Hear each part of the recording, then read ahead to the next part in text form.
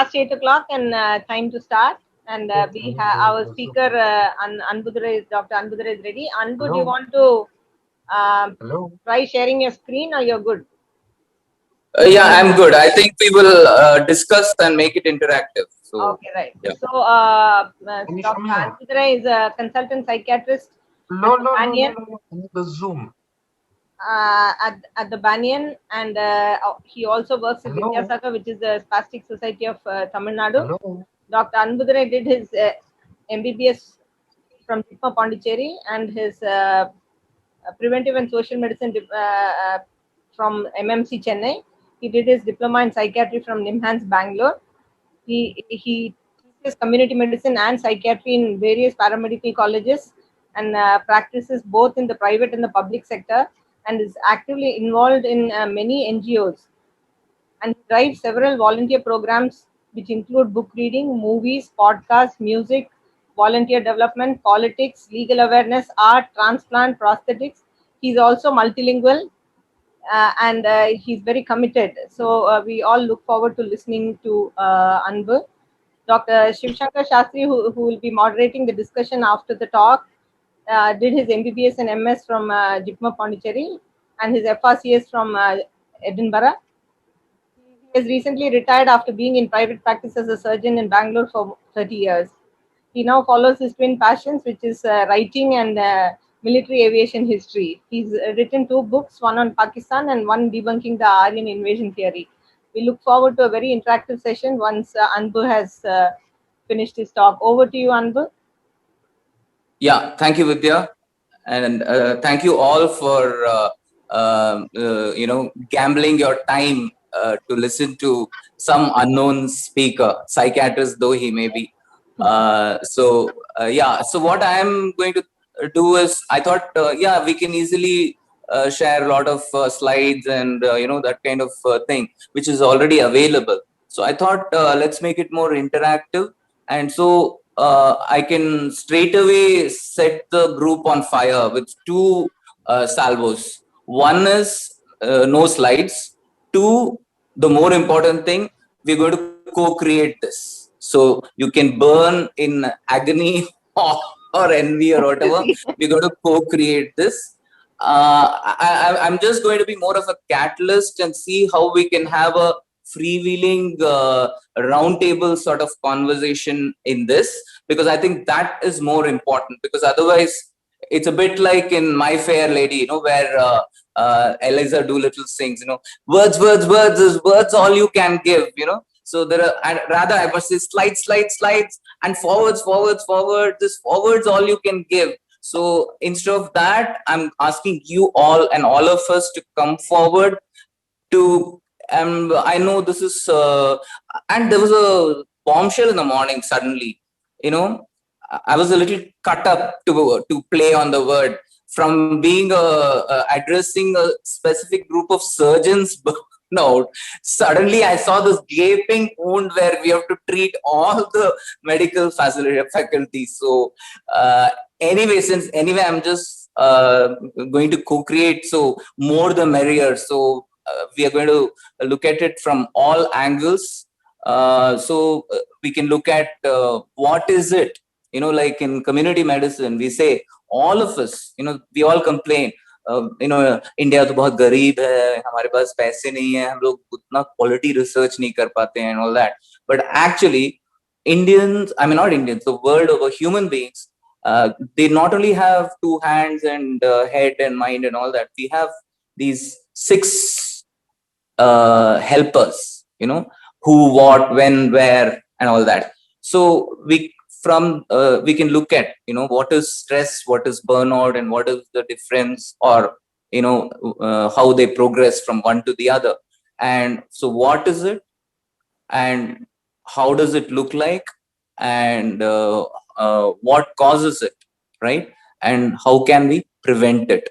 So that's the most important thing. So I think all of us know what causes it and how it looks, because I'm sure right now, if we do a survey, if you can answer on the chat or in the audio, how many feel, stressed out at any level, let's say very simple level, mildly stressed, moderately stressed, severely stressed, right? Or not stressed at all? Can people respond? Yeah, can I, as supposedly the moderator, can I just say two things? Oh, sure, Yeah. of course. Dr. Anbu, is it possible at all to keep your camera fairly still and keep yourself at the center of the screen? Okay. Okay. Yeah, I'm not visible. Yeah, we are half visible and you're moving a lot. Okay. Oh. Okay, Yeah. okay. Yeah. The second thing I'd like to say is, yes, by all means, I would like people can unmute themselves, show consideration to the other guy, and don't try and speak in between like I did. I can do it. Can I just say, please, if you're going to talk about stress, please say where you are, which country you're living in, or if you lived in more than one country, you can talk about that, but do identify that. So I'll shut up now for a bit. Please go ahead. Otherwise, I'll start talking. I won't stop. No, you can start talking, and because I'm trying to. I'll wait because I let me see if I can make a thing where I can stand still and. Yeah. Okay. Yeah. Hopefully, somebody give him a muscle relaxation. Okay. Okay. Yeah. If nobody else has anything to say about stress, I will say things. I always have things to say. Yes. I'll just wait. Anyone saying anything? Anyone wants to say something? I think there's a lot of messages in the chat box, Dr. Shastri. Okay. So if you look up there. Oh, lovely. Thank you. I got to read as well, have I? Come on now. All right. Now, more stress. Okay, right on top, it says, I think it says Vidya Mohanram to everyone, stressed. Go on, Vidya. Please do say something. Vidya, you're muted. I try to keep my mouth shut. Okay. So I think COVID has made things worse for me. I feel it's brought out the best in some people, and it's brought out the worst in many people. And as an anesthetist, I feel the stress even more. So I don't think I've been so stressed in my life as I am now. And I almost had a very close encounter with what seemed like a burnout 6 or 7 months ago at the peak of COVID. That's about it. Anbu, we can't see your face. You need to sit down. I'm just trying to. I was like, yeah. Am I visible now? Yeah. A little more. You need to move towards a little more. Little more. Yeah, that's perfect. Fine. Perfect. That'll do for now. Yeah. Okay. So Vidya, thank you so much. You led by example, and paradoxically, once you've done it, I mean, that itself, that indicates a kind of self-awareness. One, you can't do anything about it if you don't know anything, if you don't even know what hit you, right? So you know what hit you and how you're feeling.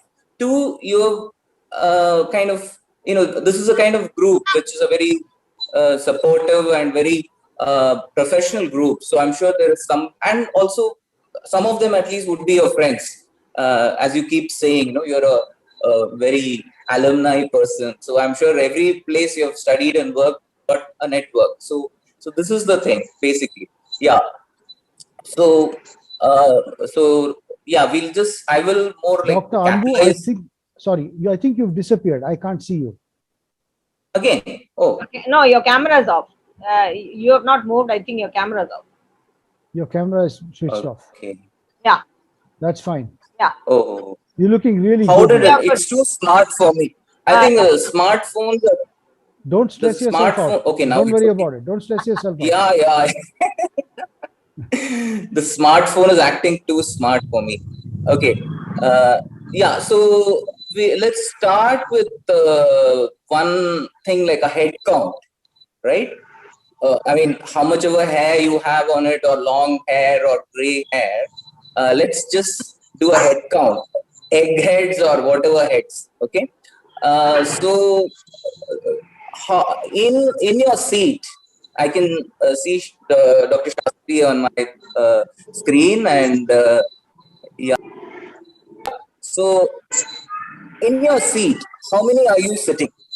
In your seat, how many of you are sitting? In my Can seat, you? I can do a head count. Everyone just raise. I don't think Anbu can see everyone because he's on a phone. So if you yeah, just he's raise your gone hand, off I will No, do again. the head count. He's gone off no, again. He's wait a gone off. minute. Wait a minute. I am not asking for you to count other people in your chair, in your vicinity. Okay? I'm asking that. So you I just mean, have to count for yourself. nothing, nobody, me, just me I'm alone. alone. Yeah, You're asking me how many Okay. are around me. Yeah, okay. yeah. My Okay. So ancestors may be floating around, but just to provoke a discussion, I'm saying in your chair, it's not one, but three people. Does it make sense? No. Not me. No, Ashish, it makes it is me, myself, and I. I mean myself, okay. Yeah, actually, that's very good. I think when we are talking of burnout, when we're talking of stress, in a way, I, me, myself works. Self-awareness. So I really give you, a big hand for that.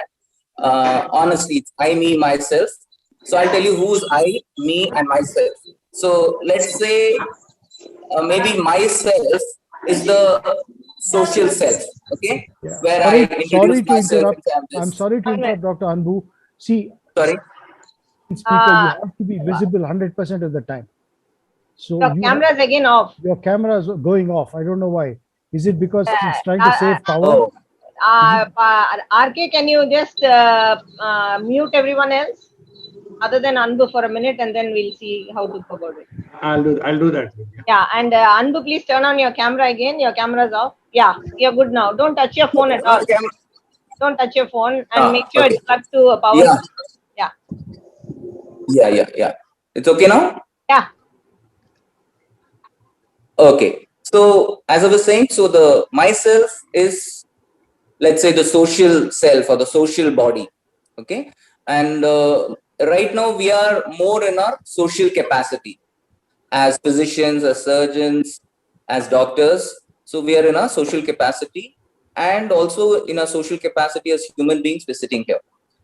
Also, inside there is a psychological body, psychological self, which is saying maybe I should look into this and talk about it and have a conversation, try to know more about it, and just let me see where I am and stuff like that. And of course, the one body that we all are very aware of, the physical body. So most often we only count ourselves as one because of that. So when it comes to more, I would say for any situation, but especially when we talk of stress and burnout, we need to look at all these three components of ourself: the physical, the psychological, and the social. Because what happens in one component, in one compartment, uh, spills over to the next and the next, and finally the whole thing is uh, messed up. So let's all start with the awareness that yes, it's not one person, me sitting in the chair, but I, me, myself, my body, my mind, and my social persona, what I'm projecting to others and what receives what others are saying. See, for example, what I can, sorry. So Go ahead, the social, please. yeah, the social component works both ways. How I say, how it falls on you, and what people tell, how it falls on me. Suppose they say something about doctors, and since I'm a doctor, it will fall on me. Or if they talk about politicians, I may not feel anything about it. I might even join in big time bitching about politicians. Or if they talk about psychiatrists, then I'll feel even more. Maybe here there aren't so many psychiatrists, so I might feel isolated. So the social persona works both ways. What it projects out there into the environment, into society, and what it receives and how it receives, and then the processing by the body in its way for the physical inputs, and of course the psychological. We all know how it alters and transforms whatever we take up. For example, the very word stress, somebody might take it as challenge, right? Somebody might be more positive and affirmative and say, I have no stress. I just have challenges in life, and I love challenges, and I'm always ready enough for that. So this is how it. So this is one thing. And then I know all of you would know it. It goes back to your undergraduate days, but just to just brush it up. While we see these three aspects of us, we should also look at the three levels of prevention. So one is the primary prevention, that is the preventive promotive approach. So narahega baas, na bajegi bansuri. The primordial prevention, which means you don't even allow the risk factor to arise, or at least catch it before it becomes a challenge or a threat. And of course, keep on building up your reserves and stuff. Second level, you miss that somehow, and we always do. And we have, very spontaneously, naturally, gradually, we walk into stress, we grow stress all around us. So there, if you can catch it early, and then take suitable measures, that would be the second level, what we usually call the curative, right? Where we have got into trouble, but at least we can clear up the mess. We can get back to business as usual, to normalcy, or to, while the world itself had got into a mess, and we talk of a new normal. So we are trying to cure it and get it back to a new normal. Third thing is like total, what we call either burnout or chronic stress and chronic burnout. So there you'll have to really get to some fundamental issues, where do you want to continue this job, or you may have to make major adjustments, major reductions and stuff like that. And sometimes you may have to rehabilitate yourself, maybe get off from the treadmill. It reminds me of this song from by Susan Ray, which sung so many years back. I think it still holds. Stop the world and let me get down. I'm just tired of going round and round. So if you're tired, really tired, honestly, and there is no remedy to it, and you're not able to handle it, and let's say, then you need to rehabilitate yourself to what is the best way to accommodate yourself in the work sphere. Maybe a more administrative line, or a less administrative line, or whatever works for you. That's something you'll have to work out.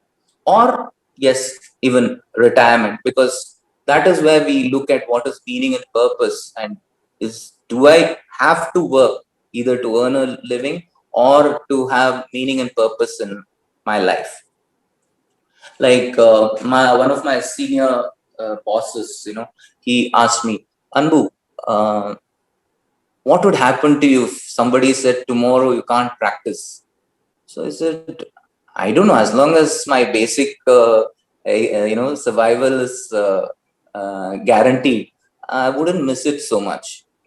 I mean, I'm doing it. I like doing it, and it's fine. But if I have to give it up for whatever reason, like COVID came, and like Vidya was saying, so many of us were at home, right, for prolonged periods. So there was no work. So I didn't miss that early morning rush and the hurry-burry of hop, skip, jump from this place to that place, and do from this ward to that ward, and all that, from OP to this and that. I didn't really miss it.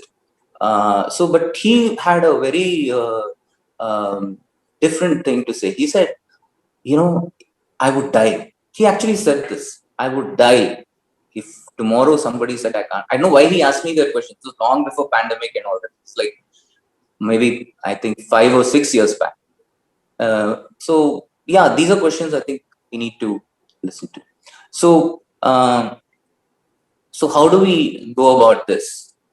One, I think all of us know when something is going wrong, and how to. And sometimes we make our own random or some kind of guesswork, and we try to manage it. But now there are a lot of tools, so it's good for us to now and then take up a checklist, burnout checklist or stress checklist, and just do a little, you know, scoring on that and see where you stand. And see, compared to the lay population, sometimes they get too worried. They get latched on to the score, or they get latched on to the different aspects. But I trust people like us should not get too embroiled in it. It's just a little bit of a guideline value. Okay, you are there. And but it's not something that has to lock you in, so it's a passing thing. It can pass. So if we look at how do we get into it. So actually, when Vidya was reading my resume, so I was looking at it a little amusedly, listen to it, in Tamil say, okay, Nadigai Nadagam Paakram, when an actress watches her own acting. So when I saw the resume, I thought it's one of the first stages of burnout, actually. So the first stage of burnout is honeymoon period, where you're all enthusiastic, you've got this undying love for it, and you have inexhaustible source of energy, and you can do it, spirit, and you will not say no to any assignment, and you don't mind that whole gamut of doing so many things, involved in so many, all that. So that's the initial period. So you paradoxically, especially a lot of youngsters have that kind of a syndrome, the honeymoon period. When you say, okay, I'll put my social things aside, I'll put my personal things aside, I'll put my physical needs aside, I'll focus on this. So ironically, burnout, probably initially it is for the risk is for lots of people, but as we go on, as we progress in our careers, it's ironically, it's for people who are very meticulous, who are very, very caring, who are very responsible, who are very, very present to how much is at stake. Okay. And so it's sometimes it is, many a time it's these people who have this start of a progress into burnout. And so burnout is something that can happen at any stage of a career, and it can happen to anyone, basically. It is not so much about the workload, although of course, obviously, that is also an important thing. How much workload you take and how much you can chew, and biting off more than you can chew and all that. But primarily, it's a inner process, how you process the thing.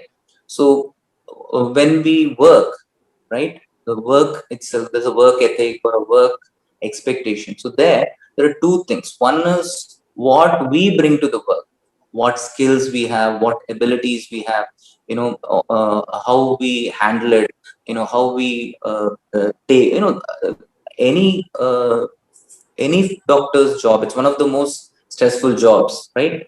Because we are trying to relieve other people's stress. A lot of time that stress comes from some bad choice or some difficult situation and stuff like that. You have to work with them non-judgmentally, putting aside your learning or your own morality and stuff like that. You have to practice objectivity, being ethical, being empathic. So every time you have to bring forth so much from inside. So obviously, at some point, if you've not replenished it, if you're not allowed your system to sometimes have downtime, obviously you're literally exhausted of the reserves, because you've poured so much out. And obviously, the people who care a lot will pour out. Now, paradoxically, if you don't pour out, that's equally obviously not done, because this is not a career, this is not a kind of a job where you can do things by half. So then you have to strike a balance. What probably the Buddha said, the middle path, or even what Icarus tells, what's his name, Daedalus, or the other way around. I don't remember who's the father, who's the son. I don't know if there's some mnemonic to remember. I'll try to make it up. But what I remember is the son wants to fly, and the father makes wax wings and gives him an admonition and a warning, caution. Fly not too high, you come in across Phoebus. Phoebus is sun, So it will be too hot, your wax wings will melt. Fly not too low, lest the branches of the trees tear your wings, because they're like fingers and thorns. But I think eye care is like all youngsters, uh, forgets the caution, throws caution to the wind, and flies too near the sun. When he sees the sun flying in all his glory and on his chariot, he decides to go close, and then his wings start melting. Then he starts falling, and so this aureus medius, the golden mean is what we have to strike. So now how do we strike it? So it's a ongoing process. So when we are not able to strike the thing, then the initial stages of a honeymoon, where you're actually doing very well, you're doing too well, and people are actually appreciating you. Where do you get this amount of energy? I just don't know, because you're really putting everything out there. Then you get stress, and then you're not feeling as good. You're slipping up here and there, you're getting delayed, you're dropping certain tasks and stuff, and it progresses like that up to burnout. So one is what you bring to the job. Obviously, if you don't bring enough to the job, and this is a job where what you bring in is tested every minute. You can never say, you can never know enough. If we all remember Hippocrates, he says, the art is long, life is short, and experience fallacious, opportunity fleeting. So within this, we need to work. So what we learn in college, what we learn in post-graduation, what we learn in fellowships is not enough. There's always so much more. And now with so much of technology and so much of change in lifestyle and so much of uh, people traveling everywhere, so it's only becoming more complicated and more complex and more of a challenge to handle. So what we bring to the job, how we train ourselves, how we upgrade, obviously that has a role to play. But also what the job gives back to you, that's equally important. So uh, uh, you look at, does it give you purpose, does it give you meaning, does it give you fulfillment? So you have to look at that, and if it is not, then why is it not giving? So what is lacking? So and so I would I'm just reminded of this book called Mojo, where Mojo is this kind of flow. Actually, if you look at typically when we work with a patient, whether it's on the consultation table or the operation table, whichever way you are, either sitting at the head or standing by the side, or whatever you're doing, uh, there are times when the work goes in a kind of a rhythm, in a very smooth, in a very beautiful way. There's a flow. It's almost zen, when you're maybe counseling or you're educating or diagnosing, or really involved with that uh, patient or the problem and the diagnosis or the intervention or the procedure, whatever it is. That happens, but unfortunately many a time it doesn't either. So we also have to look at, so this is from the individual, for personally. So what do I bring to my job?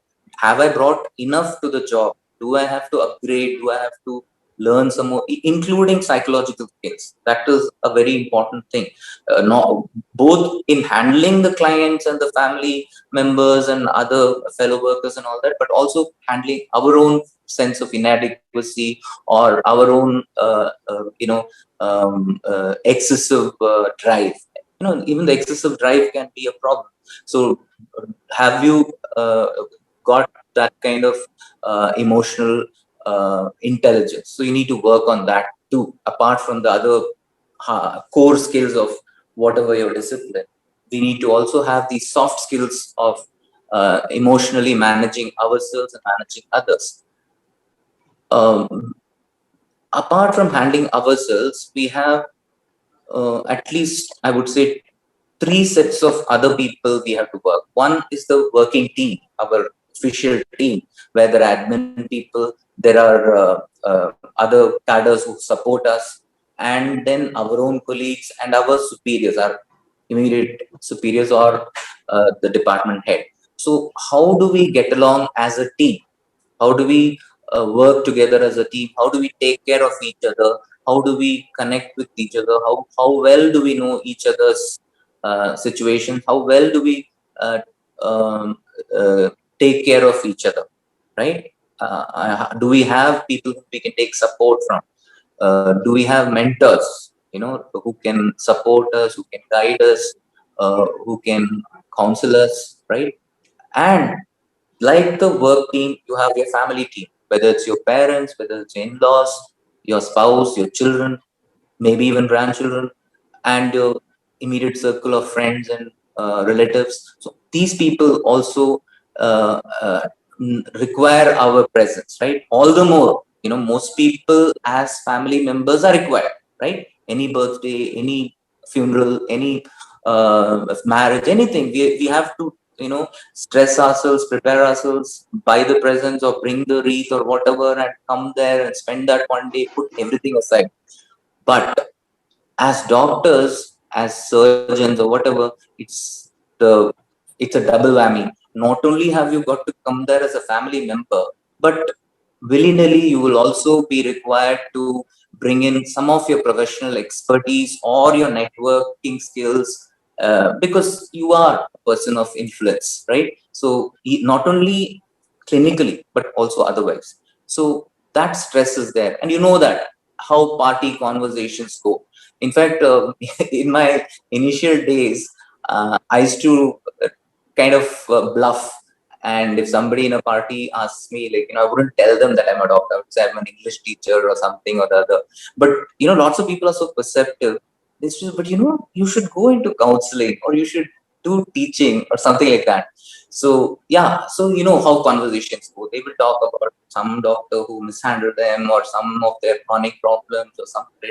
So, all this also is there, apart from the actual support that they require. So that is one. And then the third thing is the larger society, where all kinds of things are happening, and we get stressed out with that also.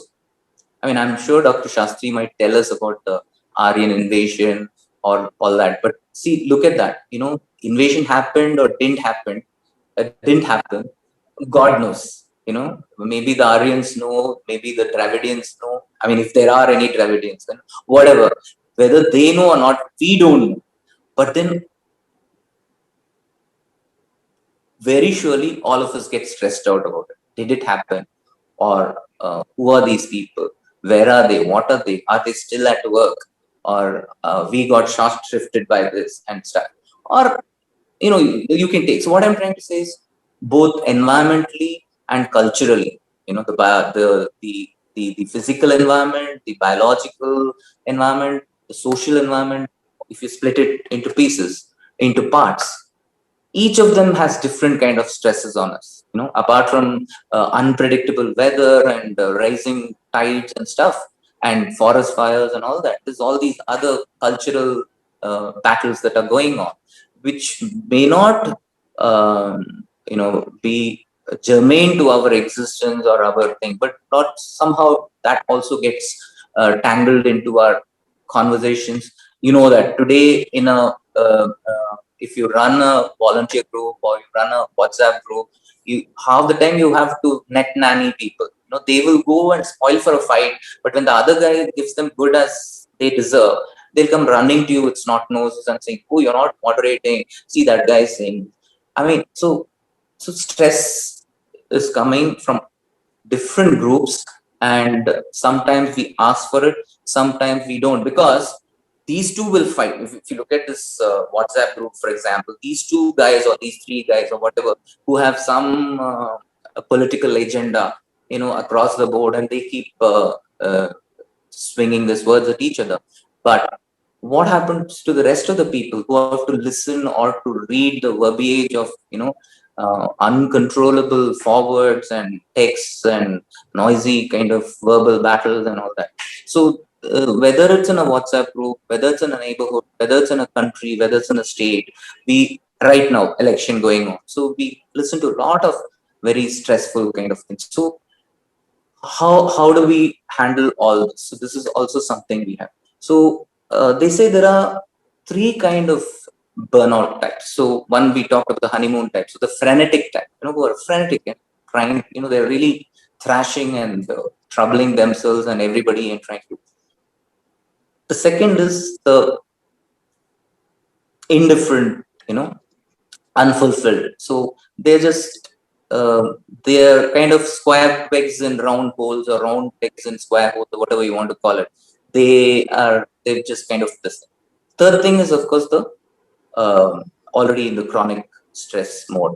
So we need to look at which one are we, or are we on the verge of dropping into. So these are things that we have to look out.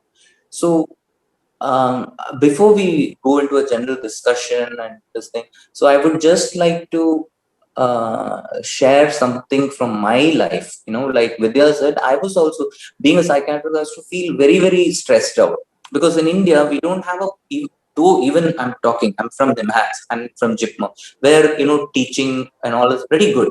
But even then, as a system, first of all, we become doctors just because we have, if I did, maybe because I'm good at biology, or I'm maybe interested in biology.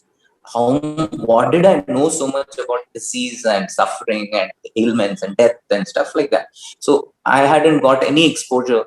We didn't do any scouts guides or some kind of service in school to go to hospitals and see. And mostly we had quite a healthy life. We didn't even see much sickness. Maybe one you really see as a kid, and you straight away at 17, bang on, you're into this. So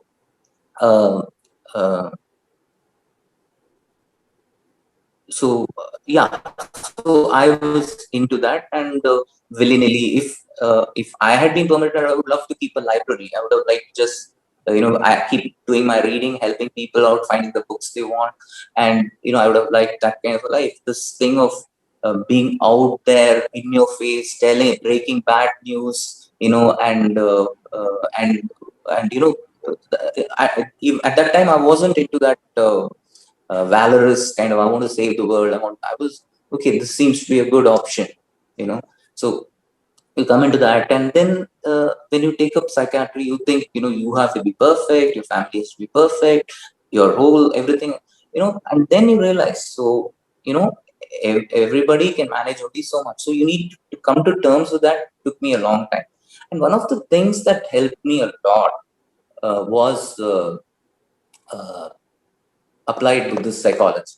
So I will finish my. I will stop here for people to react, respond, and share your experiences. Both, if you are on the verge or undergoing, even if not, what do you think are the best ways to handle it? But for me, I found one on an individual, personal level, the Buddhist applied psychology, the whole thing about mindfulness, the anapanasati and vipassana. So anapanasati is you witness your breath, and through learning to witness a regular breath, you also start witnessing your body and what happens in it and what happens around it. So, and in that process, you start learning to be in the here and now, and you realize when you're sliding into the past and when you are flying into the future. The sliding into the past is done through ruminations, through memories, through nostalgia, and the flying into the future is done by imagination. The sliding into the past leads to depression, right? You regrets, even happy things. Like the Buddha says, change is only constant. Everything changes. Nothing is constant. One of the things is what makes you happy, what gives you pleasure, can also give you pain. So that is the thing. So the past, even if it's happy, today, if you remember our college days, if you remember our childhood days, the very word nostalgia, there's algia in it, right? So there is pain in it, right? There is the memory and pain associated with it. So that, and flying to the future is an imaginative thing which may or may not happen. See, at the end of the day, you can suffer only one kind of death, one particular death, but our imagination can cook up a million kinds of deaths. Likewise, what may happen, what may not happen. So this whole thing is, but that is not to say that you don't go into the future or you don't go into the past. No, it just means awareness. So I discovered this one thing, that meditation is not closing your eyes and making chinmudra and thinking of some incantation or magic word. It's very simply just awareness, being conscious.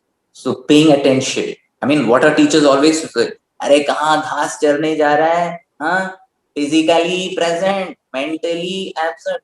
So I realized that all our life, at least my life, a lot of times it's so naturally, so unwittingly, we slide either into the past or we fly into the future.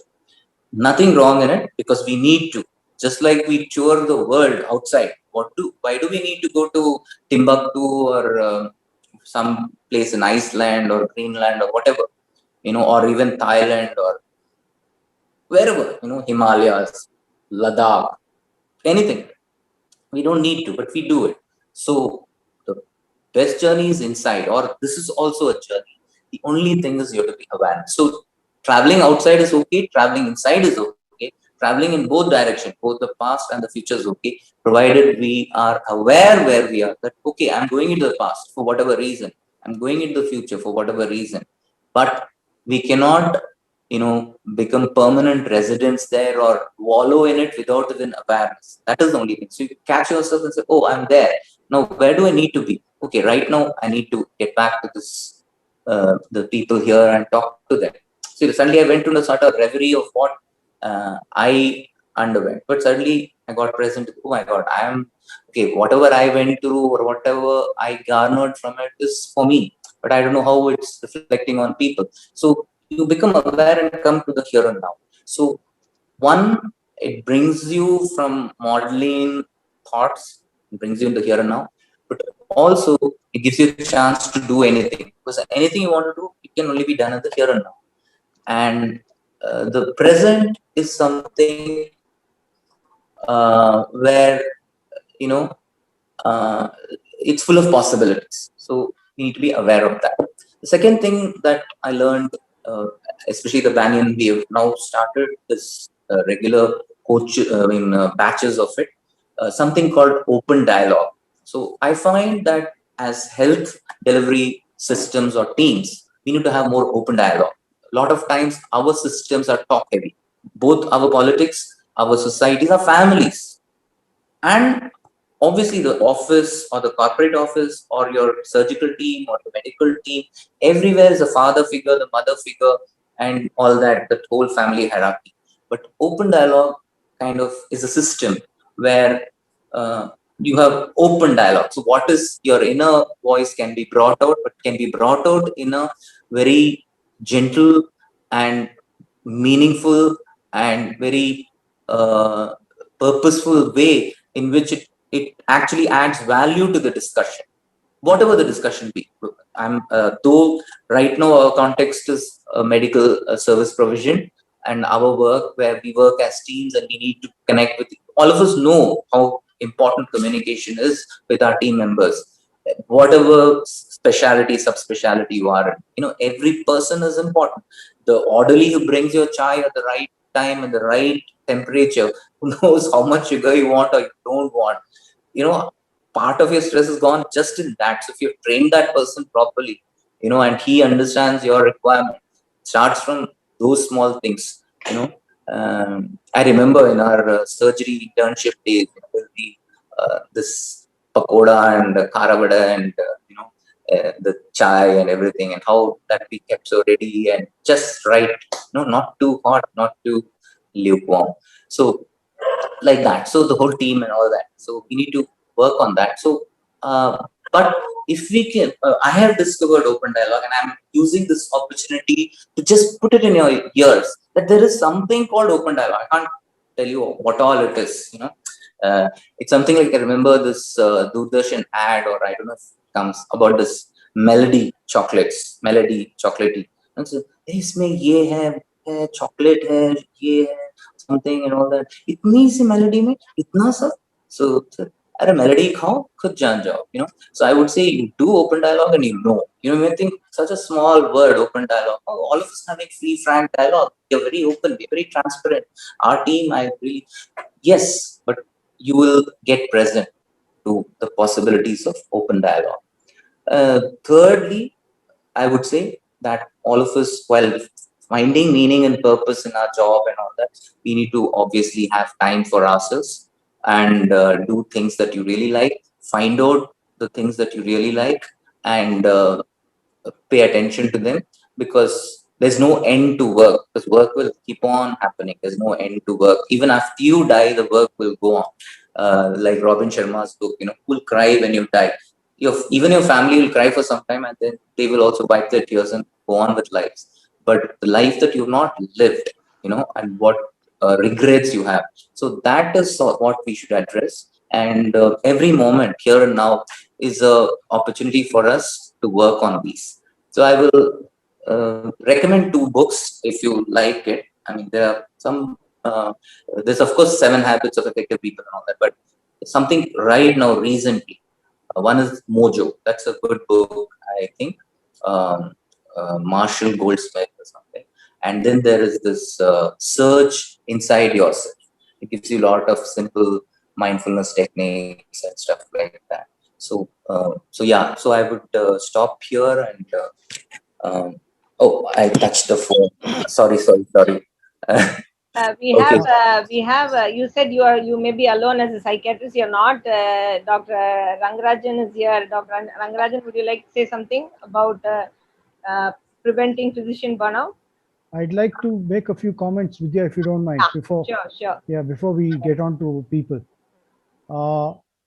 Thank you very much, Dr. Anbudare, for your enlightening talk. I think we've been dealing on a fairly general basis about stress, and a lot of things. For instance, the stress that you spoke about need not be because of profession as such. It could be because of other things. It could be because of an illness in the family or something like that. So this is about general stress. But I just want to make a couple of points before we go on to what Vidya requested. It so happened that this morning, when I opened my email, I got a message from medscape.com, which I have subscribed to for the last 20 years or so, about causes of stress among surgeons in America. So what happens is, it turns out that there is increasing stress among doctors in America, and definitely among surgeons, particularly because all the things that we doctors do as people, empathize, feel free to deal with each individual as per their requirements, are now being regulated. There is regulation in America. You have to enter everything into computer. You can't step outside the regulations. And a lot of doctors in America are coming under stress for this. To a certain extent, I believe a few of my colleagues in the UK too are stressed in this manner. I just quote a mind. I'll try not to talk too long. I'll make it short. One of my friends, he actually is a general surgeon like me, a couple of years junior to me, who cut a common bile duct during surgery. Now, what he did was he cut the duct. Any one of us can do it. I've done it. He repaired it. And after he repaired it, the patient became all right. He was criticized. And he was said, you should not repair common bile ducts. You should refer the patient to some other center. I mean, this is a sort of nonsense that occurs in medicine. That's one thing. And finally, as regards Indian doctors have a different type of stress. I think part of it may be related to the fact that Indian children are gaslighted into saying you're going there, you're going to do medicine because you have to, serve the community and things like that. And Indians really want doctors who serve. They don't want doctors. They don't want to pay doctors. So this becomes an issue in private practice. So I'll stop there. Let's go on to individual doctors with stresses. I was actually going to ask Dr. Zilberman, because after Dr. Vidya, he was the first person to say that he was extremely stressed. So I was going to ask him, but I'll leave it to who wants to say. Did you want to? Because we've been hearing from a psychiatrist. Let's hear from the other doctors if it's going to be a discussion. Yeah. We'll start with Dr. Zilberman. Yeah. Just one response to what. And no, hang on, just a second. I would ask people to keep their experiences and talk short. Try and keep it down to less than 5 minutes, 2 minutes if possible. If it goes beyond that, I am going to interrupt. Thanks. Go on. Yeah. So Paul, here it is. Paul, you can start. Okay, thank you very much for the wonderful presentation.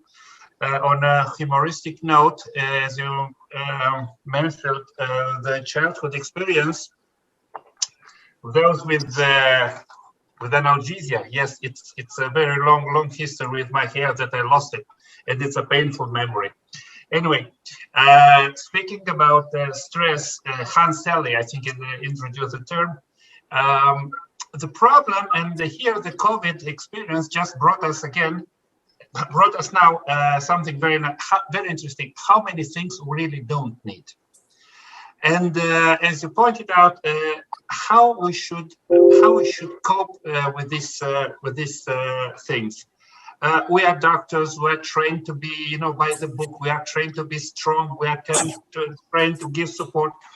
In this whole jungle, we just somehow forget that we are humans too, with our sadness, with our happiness, with our good days, our bad days. And I think the biggest problem, in every morning round, we are speaking about this patient, about this case presentation. In 20 years of practice was even more. I don't remember a morning round when, we just give away all these regulations that you said. And let's speak a little bit about ourselves. What is our pain? What are our pains? What are our hopes? And I want to finish, don't want to take advantage of the time. You reminded the My Fair Lady and Eliza Doolittle. You just didn't mention Professor Higgins. I would bring you a very nice, just to look at a very nice clip from the Jungle Book with Mowgli. When Baloo is floating on the water and Baloo is sitting on his belly just before the monkeys kept him out. And he says, you look at those bees, they work too hard. Just relax. We just forgot that. Maybe we should see this film again. Thank you very much. Thank you, Dr. Zilberman. Now, Paul is enough. Paul, okay. Thank you, Paul. Now, I think I was actually going to ask the other person who said he was very stressed. There was one more person here before it. That is Ashish Aaron and Ilango Setu. But you did ask one of our psychiatrists. I didn't catch the name. And Dr. Anbudhar, I wanted to say something too. So we'll perhaps allow the two psychiatrists to say something. Then go on to these people who have admitted to being stressed and find out why they are stressed. Is that okay? Just adding to what Dr. Rangarajan said, the thing is, part of this process of burnout and stress is when you feel less control, and when all these regulations, documentation, and admin issues come up. So in a way, when you're overwhelmed by that, you sort of give up. It's that usual thing about the learned helplessness kind of syndrome, right? So if that kind of makes a picture for you, where. And I think, was it Dr. Rangarajan? He's ready. Dr. Rangarajan is ready. Please go ahead, sir. Hi, hello everybody. Hi, and Dr. Anbudhar, Dr. Vidya. Hi. Hi. Not that I'm going to add anything superior to what Anbu said, but my feeling is this stress which we face, the burnout which we all will go through at some point in time, starts when we actually start medical school. From that time, like Dr. Sastry said, some of us are told that we got to be this extremely great servicing human beings, while some others are told that you got to be a successful practitioner, make enough money. Some others say you've got to become this superior, top ranking people. I mean, I hear these kids who join medical school and there's an interview by the TV say, what do you want to do? I want to be cardiothoracic surgeon. I mean, the guy hasn't got a clue about what cardiothoracic surgery means. But this kid who's just finished school says cardiothoracic surgeon. I don't think I knew what I was going to be when I joined medical school. I badly knew that I could be a doctor. Beyond that, I don't think I knew anything. I mean, I'm sure all of you would say that too. We all joined, we waded our way through the medical school, and somewhere we found things which are interesting and seem to be good at that. So that is something we need to understand. So go back, don't forget your roots. You never were destined to be, the cardiothoracic surgeon or the psychiatrist or the neurologist or whatever. We're there. We start, we learn. And as we go on, sometimes we forget that there are other things in life. Our usual hobbies, be it sport, music, friends. So don't let go.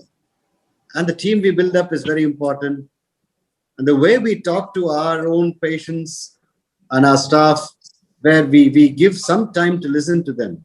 I mean, I know some excellent surgeons who actually probably didn't even see the patient.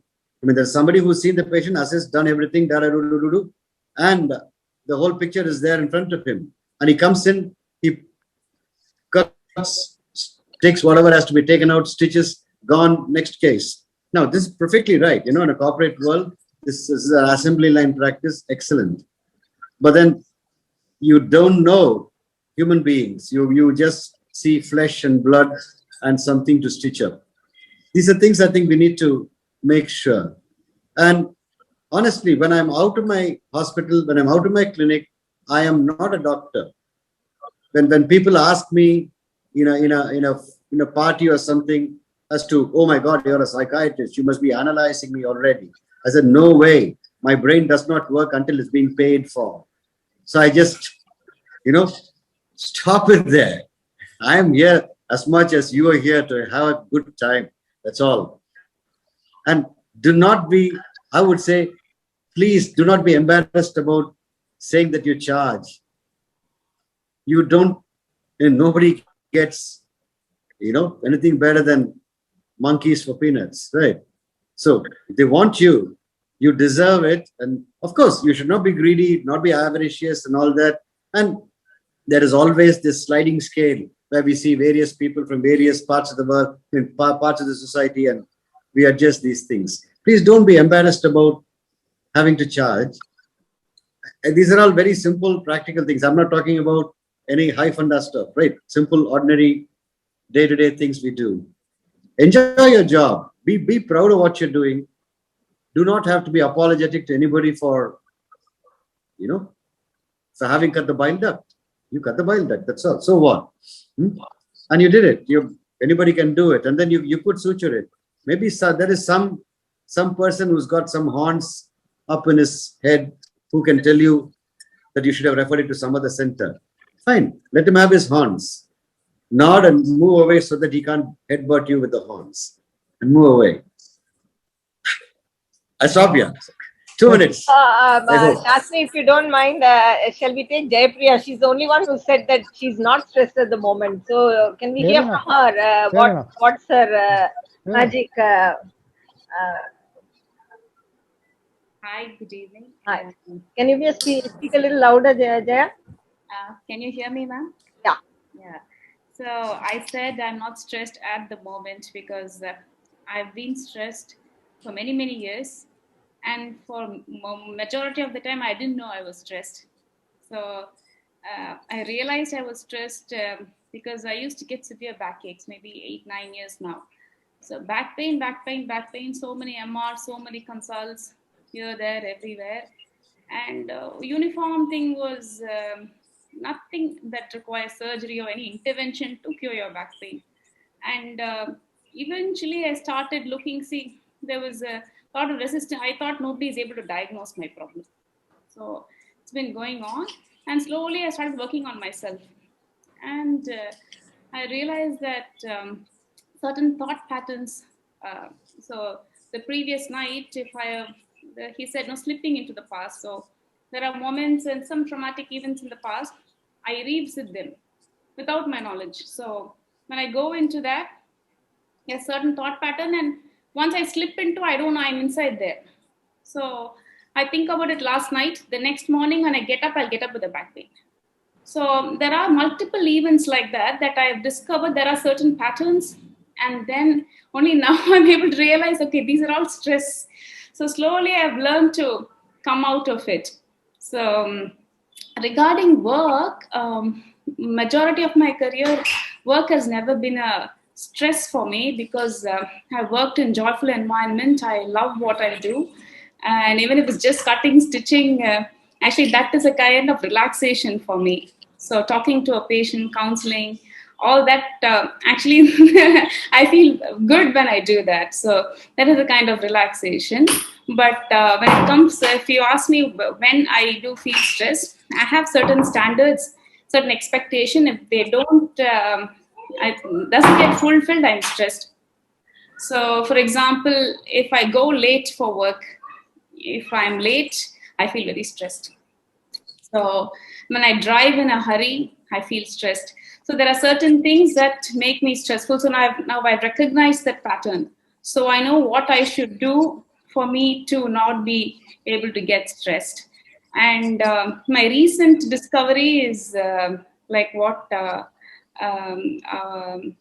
Anbudare has said, that whenever I do deep breathing, some yoga, some kind of introspection, the days I get up in the morning and first thing I do that, the day is bright and nice, and the stress levels are less.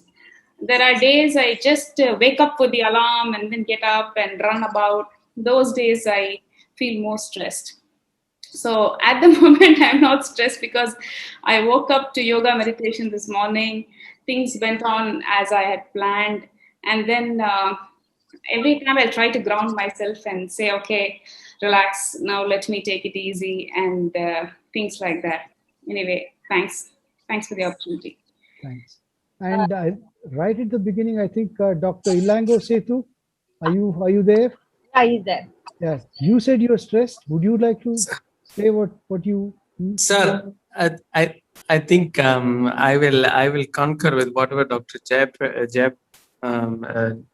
said. Yeah, Jayapra said. So the main stress for me is not with regard to the surgery. I think as we grow older, the amount of stress that you take from your clinical work gets less and less. But I think as you age, there are more people problems in our profession. The stress actually comes from that. People not doing their jobs, at all levels. Whenever we see treatments not being delivered at the bedside by the nurses or the physiotherapy staff, people not knowing what these tubes meant. These are skill deficits, but they add stress to the person responsible for the patient. So those are the key sort of stress. And another key stressor in my life is the inability to keep appointments. So for a long time, I've had this problem of saying no.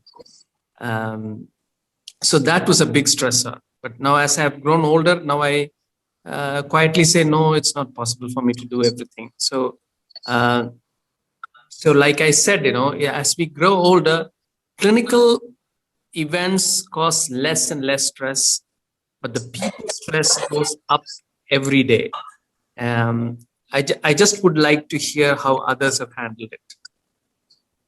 Dr. Shastri, is it okay to take a question from the chat box?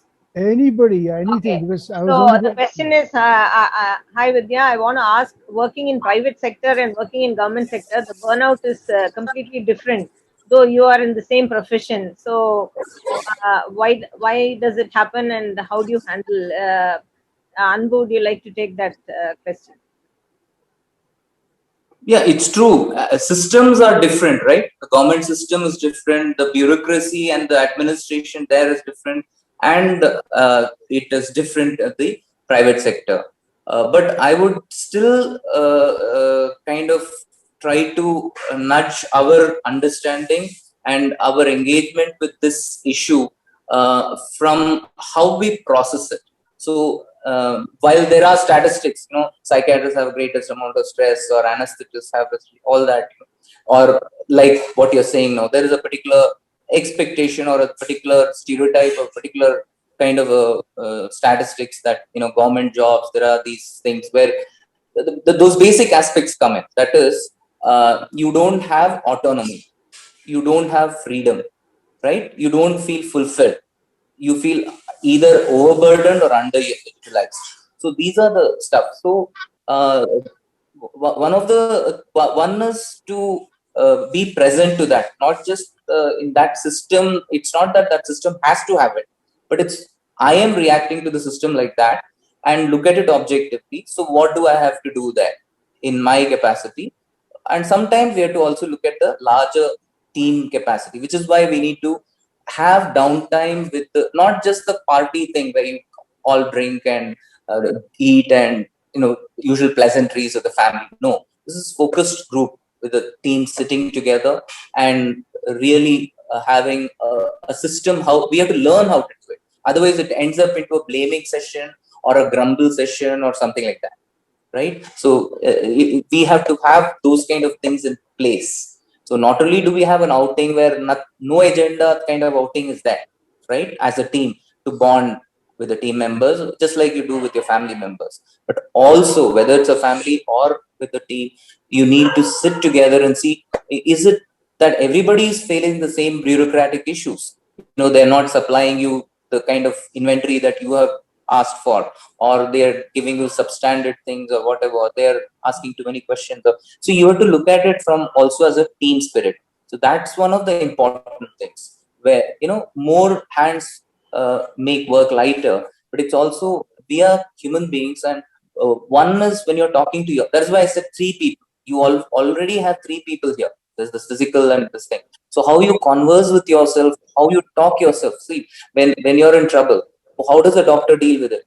Okay, I know it's difficult, but we can handle it, I'm sure. Just so what kind of conversation you have with yourself, and it's not just empty words of sympathy, or it's also followed by a follow through action. So that is something that has to be done. Yes, bureaucracy is a difficulty, and that is what is there. And in the private sector, you also have an option to reduce your workload. Maybe compared to the government sector, you have a greater autonomy. As in, I'll take only so many cases, not only so many nursing homes. So we need to have a self check, right? How much can I bite off? How much can I chew? How much can I digest? And how much do I really need? So that's a kind of thing. And we need to have these kind of conversations one-on-one with confidence. We need to have these conversations with those kind of groups, and in meta groups like this. So that way, but the regular thing is with your own in-group. That has to happen on a regular scale. So that will be preventive, right? Where you can catch it early enough. And when you have enough friends with whom you can openly talk and have a one-on-one, that helps a lot. That is what it is. So, yes, professionally, surgeon or whatever medical line is, we know that automatically it has more stress than most other jobs. But it's also about how we work it out. And we know when we come in, at least when we come in, as Dr. Rangarajan was saying, when we come in, we don't know what it is or why we are in. But within first 2 or 3 years, we know we have learned a lot of tricks from our seniors, from our teachers, and from so many other things. And now you have so many other aspects. But we have to have this in place. Just like we upgrade ourselves with case discussions and topic discussions and conferences and stuff for our own inner thing. So I think what Dr. Jaya and Sir Ilangu Sir said, that's a very, and also I appreciate what she said. I am stress-free right now. So that's very important, because it's like a woman's job. It's never done. You have to keep doing it and redoing it. Like your marriage work. We think, okay, I had a marriage and I'll celebrate anniversaries. No, every day, every moment, you have to keep renewing it and reliving it and, involving, engaging and all that.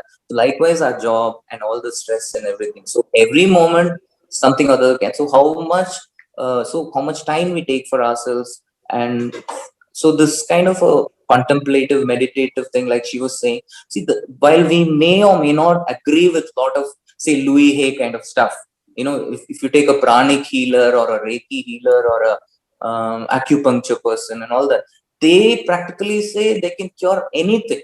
I mean, stage 4 cancer, this, that, whatever, hypertension, multiple system, whatever you say, that we can deal it. Now, how much they deal, how much, but there is something they are able to have a career. And many of I have, when she was saying, I thought she might talk about some complementary kind of therapist she met, or a complementary physician she met. So they also have a lot to offer.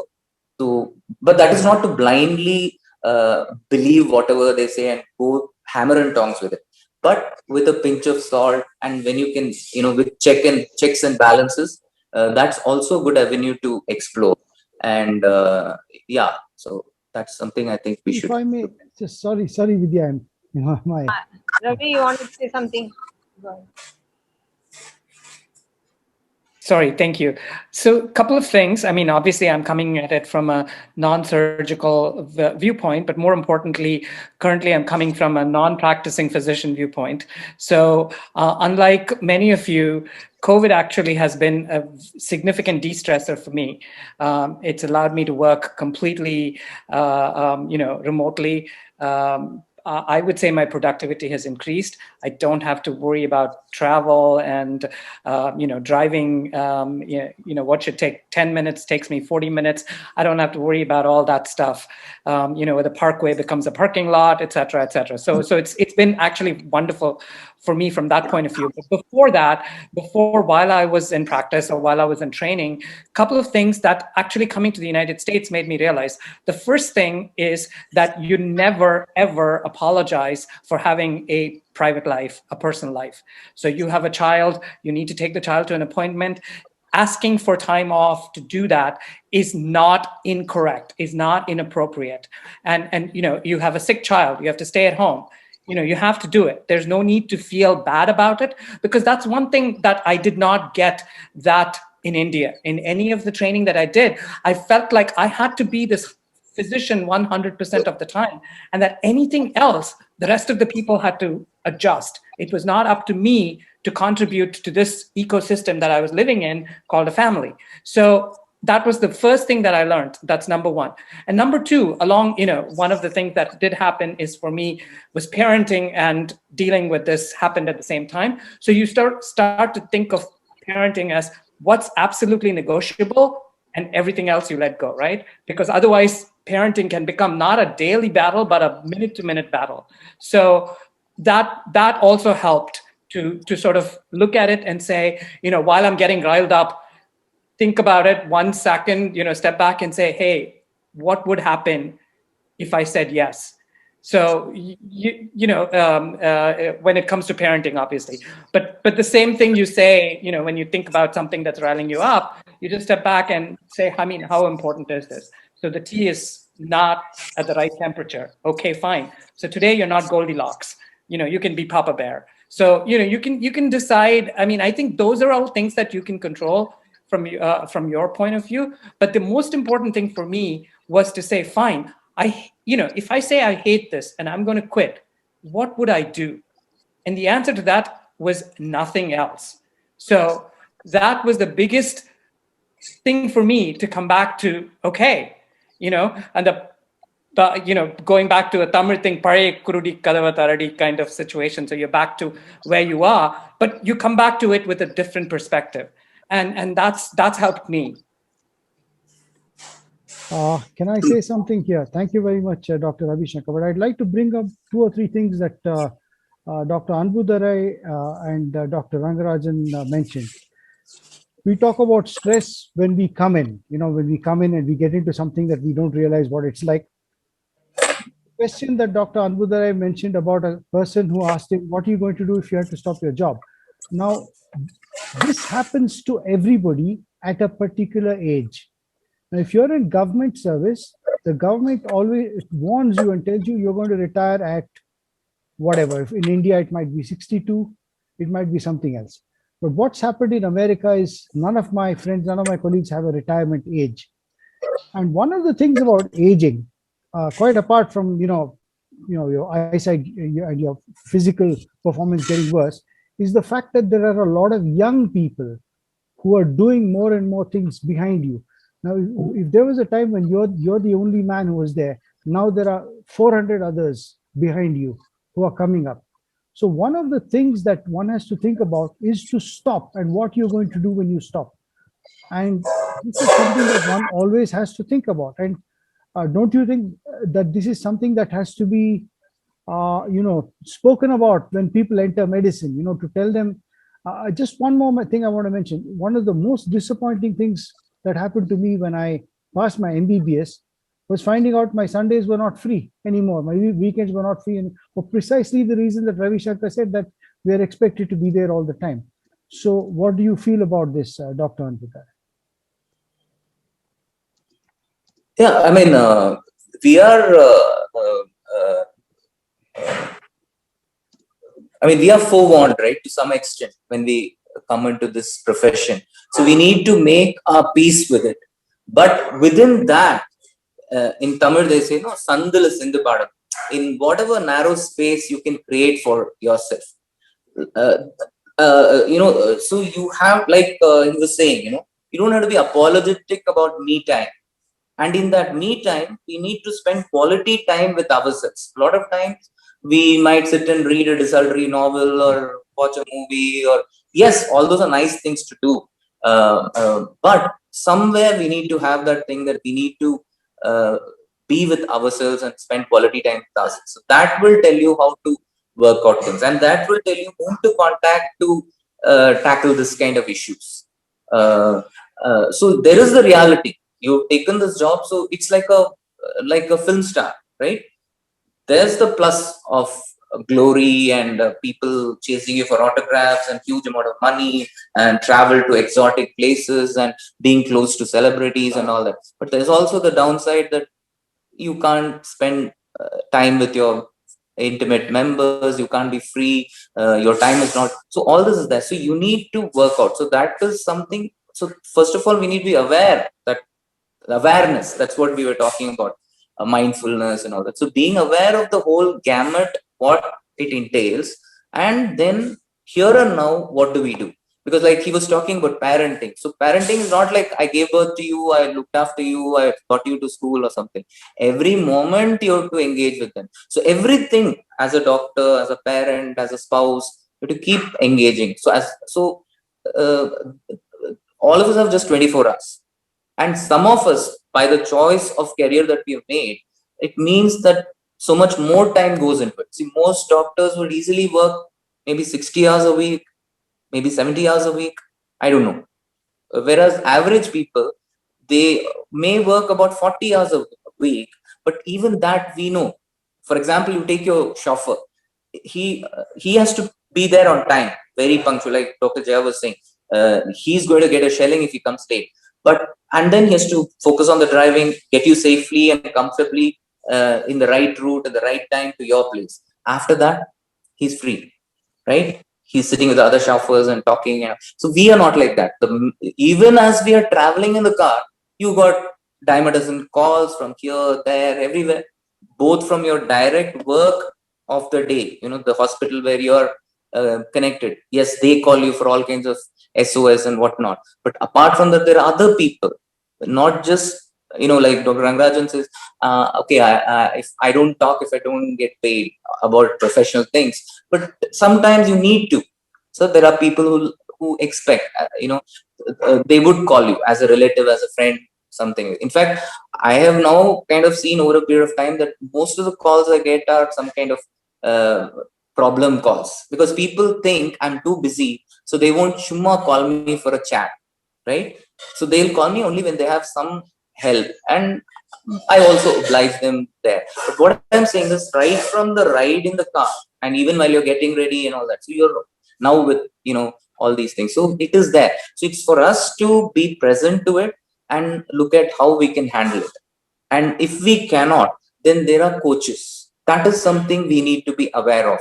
A lot of times, we are not aware that we are stressed. It's like how the frog got boiled, degree by degree, degree by degree. We also MBBS degree, then postgraduate degree, then DM degree, and then fellowship, and so on. The degree by degree, we get into it, and even career wise, we keep getting higher and higher, more and more demands on our time, on our personal energies and reserves. So somewhere we need to say, so there's this nice book called Three Boxes, if I'm not mistaken. So it talks about what is it? Education, work, and rest or relaxation. Okay. Now we think it's a linear thing. Okay, school, college, post-graduation, education. Then grahasthashram. No, you keep working. From 25 years, you get married till maybe 60 or 65 till you get them all. And then maybe some relaxation. But actually, it can be a mix. These three boxes can be mixed. They can be back and forth and all that. So it's for us to set the limits. How much? We don't have to wait till 60 to retire completely. Sometimes you can realistically look at how much do you really want to take on, right? And take on that kind of a job, refuse, like he said, learn to say no and stuff like that. I think one of the issues is that, at least this is what I noticed. In the West, they respect your time in the sense that if you have a weekend off, it's your weekend off. When you have a holiday, it's your holiday. And this is to a certain extent true for Indian doctors too, when they're working in government service. But Indian doctors in private practice are, on a strange kind of hell, because they want to work all the time, they want to be available all the time. And this, they are the people who really, I think, nobody talks about it, but I think there is I believe there is a problem there, because I have spent too many years in India. For some reason, the number of patients, at least in Bangalore, comes down around November, December. Things start getting quiet. And then everybody comes and sits in the coffee room. Hey, how's your practice, da? How's your practice? And then the minute you say everything's cool, that guy will say, but in that hospital, they are very busy. Now you're worried because you think they're actually, those guys are also not busy. So, there are some serious problems when it comes to work-life balance among private doctors in India. Yes, true. I mean, they worry when there are too many clients put, Sister, didn't I tell you not to put patients after 11 o'clock? I have to find up and go next. On the other hand, when there are no patients or less patients, they get so. It reminds me of Doris Day. So if people don't mind, I don't know how much justice I'll do to her, but you can all go back and listen to it. So it says, you work and work, you making dough, not something, and something that goes, enjoy yourself. It's later than you think. Enjoy yourself. It goes on like that, and it talks about, see, you think you'll take the holiday next year, okay, when everything is through. But how far can you travel in a rocking chair? So actually, I'm sitting in a rocking chair, if you can see. So, I think Paul wants to say something about this. Paul, would you like sure. to? Yeah. Yes, just excuse me for interfering. I'll be very, very short. First of all, I'm honored to know another famous Ravi Shankar, not only our colleague from the US, but the famous Ravi Shankar, the sitar singer. It was very, very close friend with a very important classical violin singer, Yehudi Menuhin. And I recommend you to read the book of Yehudi Menuhin, Unfinished Journey. And he said, I taught Ravi Shankar about the violin, and he taught me about relaxation techniques, about yoga and things like that. But by the way, how many of you do have a pet at home? Just think of it. You just saw my relaxation pill. Well, I have two, a dog and this one. I'm coming home sometimes a little bit tired, a little bit nervous, a little bit, those two little things jump on my head. I forget everything. Thank you very much. True. Yeah, if I may, sorry. Nalla, you wanted to say something? Pet therapy. Hi, Anbu. Hi, Nala. Hi, Vidya. Lovely to hear all this. Well, I like the thing that you said, physically present, mentally absent. That's a dangerous statement for an anesthetist. Okay for a surgeon. Then the patient is gone. Now, having said this, what I was just trying, I thought there were two main aspects to the talk. One is the burnout, and the other is the stress. Stress is something that all of us should have. Yeah, as an anesthetist, if I don't have a little bit of stress, I may, when it comes to a real resuscitation, I will fail. I cannot keep laughing and joking around and telling I'm not stressed. And then when the patient is dead, go outside and just coolly say, sorry, the patient is dead. So stress is essential. Burnt out is the other point that is very important. And that's where I was just putting the point about private practice and the government job. In a government job, you never get burnt out. I think, by 2 o'clock you wind up, and then 4 o'clock you're in your shuttle badminton club. You're rejuvenated to get back tomorrow, again back to work. You're quite comfortable. You have a big team. You have a lot of people working under you. In a private setup, yes, as Dr. Sastry was telling, you have a responsibility to your profession plus a responsibility to the corporate and the whole sector to whom you work. You have targets to achieve. So that's the point where you need to make your decision. You don't get burnt out, and you don't get stressed. That's very difficult. But having said that, I think there are people who learn how to live with it. And I'm sure Vidya should be quite happy with what she's doing herself. I'm quite happy to get up in the morning and go. Maybe I get more stressed out if I stay back at home. Rather, I go back to my work. When I'm at home in the hospital, I'm more relaxed because the most important thing is you got a beautiful team with you at the hospital. You got a beautiful team in your theater. So those are things that keeps your stress level less. But burnt out is something that, you have people who want to achieve more, and these cardiac surgeons are crazy. They can work till 11 in the night. That is something which is very, very, very dangerous. Now, the very important thing that I wanted to add was, I've seen a lot of my colleagues, a stress is related to your profession. Dr. Padmanabhan in the anatomy lab would not be stressed as much as Subbarao in the cardiac theater, or we being as anesthetists. So a profession carries a level of stress.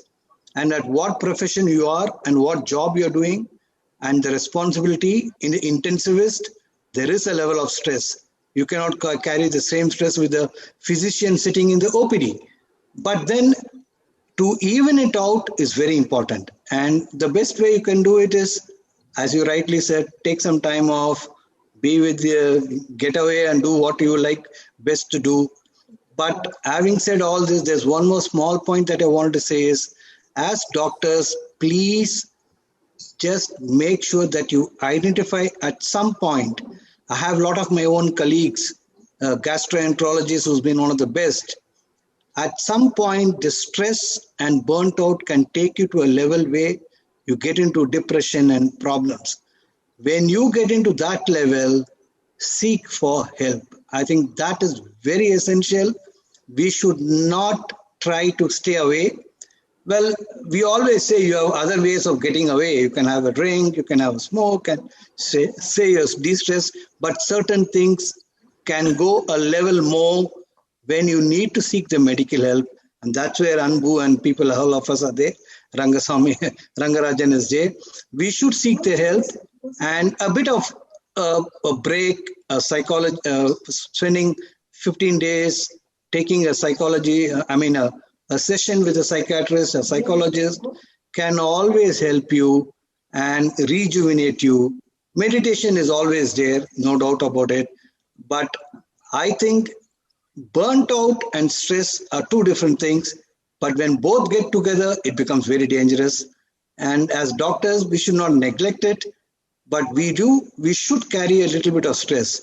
And even the most important thing is, imagine if you have a patient in a private sector, I have to go out and say, your patient on the table is dead, it's not a very easy job. Whereas in a that's where I didn't want to distinguish a private and a government. Sorry, but I was just trying to say there is a level of responsibility and stress involved, and the place where you work. For example, working in Middle East is even more stressful than working in India. But nowadays, even India is becoming very stressful. Medical legal cases have come up into place. So because of the medical legal aspects, stress has built up more. I don't know, way back when we were in Jipma, when we started MBBS, there were nothing like a medical legal. The patient died, that's all over, game over. But now it's not very easy. So responsibility is also come part of it. So with all this, stress is going to be there. You can never get away from that. But don't get burnt out. Burnt out, if you get burnt out, then to handle stress and burnt out together can be very dangerous. Seek medical help. And I really think, I have met Anbu so many times. We have also discussed on this a lot of times. I think as doctors, we should not refuse to get into that aspect of it. At some point when you feel you are burnt out and you're stressed and you can make errors, you can make wrong judgments, seek medical help. That is something that I want to add. Thank you. Thank you. Does anybody else want to say something? Or so I just wanted to say to Nala, what we talk were more like friends actually. So sometimes I happen to be a psychiatrist. So many times what you spoke also helped me, right? Even now, the way you summed it up and whatever you said gave me a lot of, gave me a kind of shot in the arm that maybe I'm not so, it's that comfort zone. You know Nala, you know Vidya, so you kind of feel this thing. But with others, you don't know whether it's falling in the right way. So there is that little bit of concern. So, but I want to say that yes, burnout also we can bring them back. But as he rightly said, you have to seek professional help. But also we need to remember the primary level of prevention where we need to. So that means setting up enough of those open dialogue kind of system, mindfulness system. You have your own friendly confidant. Like he said, there's this gastrosurgeon who I like to talk to. This is my batchmate I like to talk to, my friend or whoever it is. And, all that. And having these official systems also, because that is how people fall in the slats, when they say, oh, he used to work so well. I mean, I've spoken so well. What happened to him? Why was he? Or we whisper behind, why does that guy drink? Why does he, So this kind of a thing. So if we have a gentle system which takes care of everybody right across the spectrum, also, by the time you get into burnout or something, it might be a little difficult. Not that you can't be brought back from burnout, but a lot of preventive steps are there before. So just having good friends, confidence is very good, and having good family time is also good, and building up your family relationship, working with them so that they also understand your challenges. Like a lot of film stars who say, oh, I married a film star because she would understand my situation, something like that. Or you might make another say I didn't marry a film star because she will also be hassled, so I will have someone like this. So it depends. So like Nala later corrected and said, no, it's not just government and this thing, private. It's how each individual works his situation in a particular establishment or in a particular context. So, and how we work with it, and we need to take help. That's the only thing at different levels. Because if we start saying, okay, at burnout I'll go, no, then you become the frog that got boiled degree by degree. So from the beginning, even when we are doing well, we need to. So because one of the first things is the honeymoon period where you actually do a lot more than you need to do. I think a couple of people have raised their hands. There's Dr. Anjali. Anjali, would you like to say something? Yeah. Good evening, madam. Now here our speaker has told most of the aspects, but wanted to share two things. Now in the today morning, one patient of bilateral axillary abscess with uncontrolled diabetes, 21-year female. She was operated with me 4 days back. And because of the COVID, most of the open dressings which patient has to do for a period of time, we have been taken into consideration that how the relatives of the patient can take care of the dressings when you teach them what is aseptic precautions and all. So I was explaining to her relative, and she has done previously of dressings of one of the family member, and she was aware of it. And suddenly, while explaining how to do the dressing and all, she was perfectly all right, relative of the patient, perfectly all right for a 5 minutes period. After 5 minutes of the period, she had a fainting. She was actually standing behind me. She had a fainting attack, and she fell down on the ground with a contusion to the skull.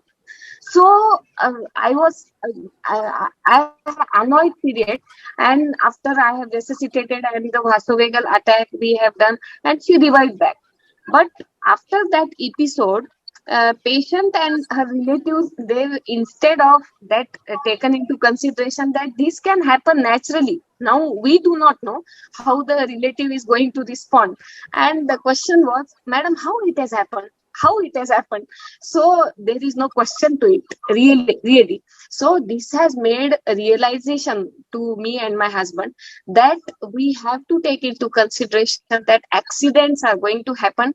We are not responsible for everything, and even though we are trying to explain to the relatives that this can happen, it is nuisance. So just ignore the things and go ahead and explain them that this would have been the best possible way which I could help you, but these accidents have happened. Now, second episode, in recently in the Maharashtra state chapter of ASI, we were having a surgical conference, and 2 days back, before the conference, our election results were announced. And I won the election for the treasurer Maharashtra chapter with a thumping majority, 75% of votes. I had a win against a male surgeon. So in that live workshop, I was the opening batsman. Okay. Now, opening batsman, the organizers has given me in the workshop hydrocele case. Okay, they have given me a hydrocele case for operation, and they asked me, madam, will you do that? Now, to operate in a hydrocele is nothing a big role for a surgeon. So I immediately said, sir, is there no another option like laparoscopy, hernia, ventral hernia, or etc.? They said yes, there are many hernias. So to quorum, we have to complete the quorum of general surgery. And will you be okay with it? I said yes, sir. I will be okay with it, because in one of our LGS lectures, I heard that there is no surgery which is minor. Only the surgeons are minor. So this is the thing, how we take it. We have learned with time, and I think that is the only way to come out of this stress. Thank you, Dr. Thank Anjali. you. And how are we doing for time? Or Dr. Jayapriya Ramas, is it? He has a raised hand. That hand was raised long ago. You should be more mindful. You have kept You should be more mindful.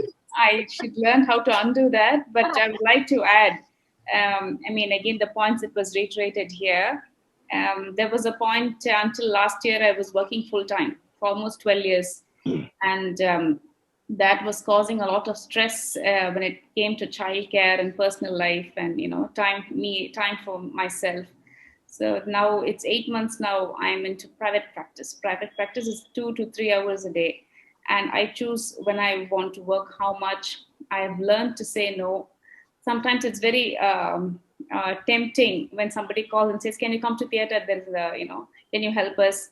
Now I say, no, this I can squeeze in. Okay, it's very tempting to, because there's an adrenaline rush to go and operate. But then when I have to log in my daughter to an online class, when I have to do some kind of exercise for myself, now I say, can you ask somebody else to come? I'm not sure, I want to do this. I know I can earn $25,000 in an hour's time if I go and operate. It makes me feel like a hero if I do something in the wee hours of the night or early in the morning. but I've learned to say no. I've learned to get time for myself. I've learned to prioritize health and family. And most importantly, now I've put my phone on a charger when I'm eating. Because me and my husband both are doctors, both our phones are there on the table when we are eating. And 99% of the calls are not emergencies. They can wait for those 5-10 minutes.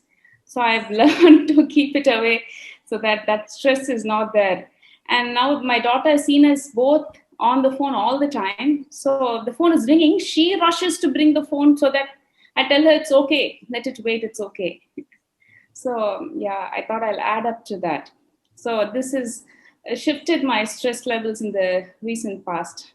I've learned to say no, and I've learned to prioritize myself over others. And the other important point somebody mentioned about being able to fix up a charge for yourself. I was feeling very guilty when I started practice. I don't know how much consultation fee. Then initial surgeries, I don't know how much I'm supposed to charge. So then that is causing me a lot of stress. So now I've learned to tell the secretary, okay, this is my charge. And they give me weird looks sometimes. I know I'm not overcharging. So I say it with confidence these days, because even charging now, because I was pushed into medicine by my dad saying it's service, you're doing service to society. It's a great thing. But I know I have to fill my car's petrol, I have to buy my groceries myself. The society is not going to serve me. And for that, I need some basic income. So now I'm trying to get rid of guilt of charging somebody. And quite often I call up Patta's secretary to find out how much will be the surgeon's fee for this particular operation. What is the standard? And then I know, okay, I can fix my rate at that, or maybe a slightly lesser level because of my lesser seniority. I think, see, this everybody is gaslighted. In India, people are gaslighted into saying that you're going to be a great help to society. Okay, it's pure gaslighting. You're not. You're going to kill yourself becoming a doctor sometimes. So we need to, at least not do that to our children or to young people. So anyway, how are we doing for time, Dr. Vidya? Are we, still on for some more time? Maybe a few more minutes. And Patta, would you like to say something? We're time to wrap up, I think. No, actually, the 12 years which Jaypriya says she had very stressful as the time when she's working with me. I didn't realize that. But actually, I really enjoyed working with her. Now, I think we surgeons, by training, by nature, can withstand some sort of a stress, because we undergo stress all the time. Actually, surgery in itself is a very stressful thing, whether easy surgery or difficult surgery. Our mindset is like that. We can face, and again, we face patients who are very upset because some surgery didn't go on well, or the result was not as expected. And there are so many other patients who are very thankful. I think these ups and downs are very common to us, and we don't really get perturbed so easily. And more than anything, Dr. Shastri is a happy man because he switched from surgery to writing and some special interest. Many of us don't do that, and that's one very, very sad thing, because I enjoy operating. I enjoy when I have so many surgeries to do, and enjoy when there's no surgery also, because I have so many other things to do. I think if you get into that, you'll not be so much stressed, because many people in the private sector, they're stressed because their business is not doing well. I think once you keep your mind in business, that's what happens. Be happy with whatever you have, and you realize this much early in life. And again, you should have one or two good friends to chat with early in the morning when you're traveling. That makes life so very pleasant.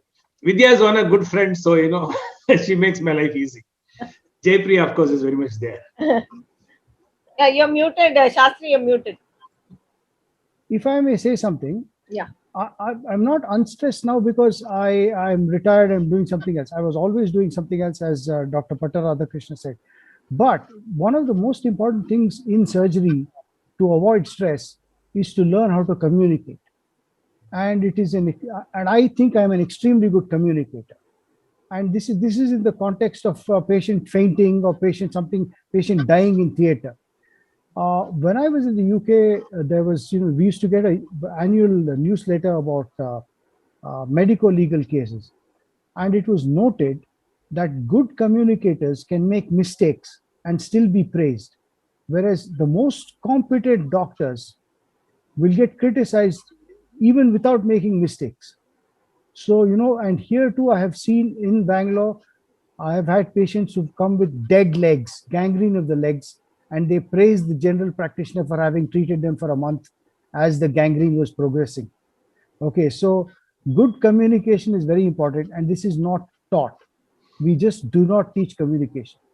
And I just happen to be a communicator, that's all. So, Allahu Akbar. That's all.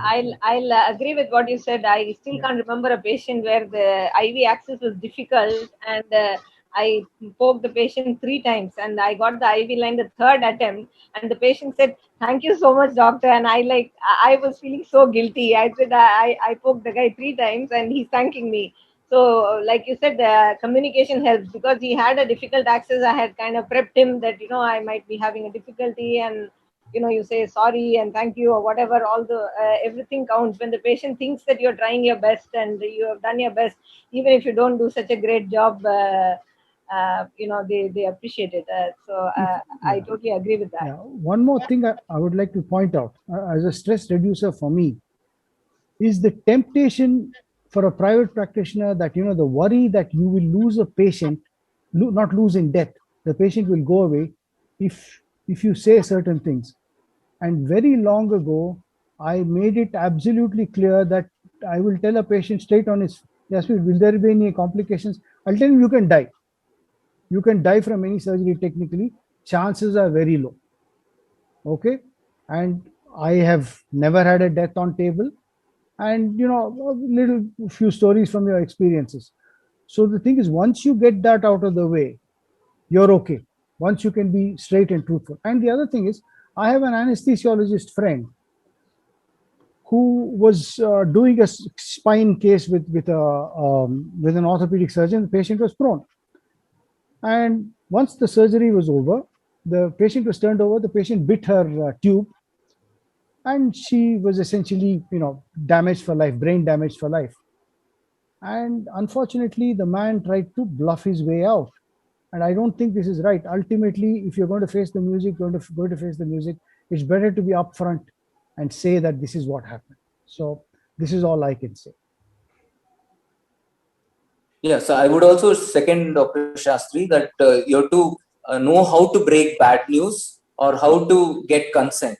It's about how you not only communicate from your side, but also see how it falls on the other person. Because we see, at least in India, we see, especially in even I think both private and government, you see a wide variety. Although in the government, it's more lower middle class to lower socioeconomic, but the private, definitely you see across the spectrum, and educational levels, cultural backgrounds are also different. The way it falls on them, the kind of prior experience that they have and all that.